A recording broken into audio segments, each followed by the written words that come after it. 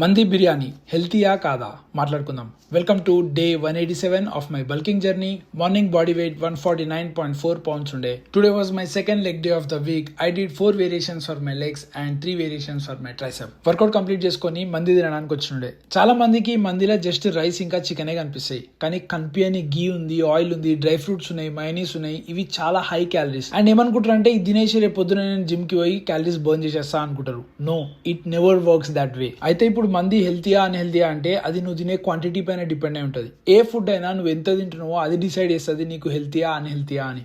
Know the fact is, నేను జనవరిలో తిన్న మంది మళ్ళీ ఆఫ్టర్ 6 months ఇప్పుడు తింటున్నా. అండ్ ఈ 6 months మొత్తం నేను స్ట్రిక్ట్ ఉండేనా అంటే లేదు. I had everything that I love, pizza, sweets, ice creams, all of it, and still maintain my fitness. It's all about understanding what you eat, how much you move and how you balance it all. ఇదంతా confusing అనిపిస్తే tension తీసుకోకు, మంది అని comment చేయి. నీకు ఇష్టమైన ఫుడ్స్తో నీ fitness జర్నీని మనం ప్లాన్ చేద్దాం. That's it for today. Time to rest up and crush again tomorrow.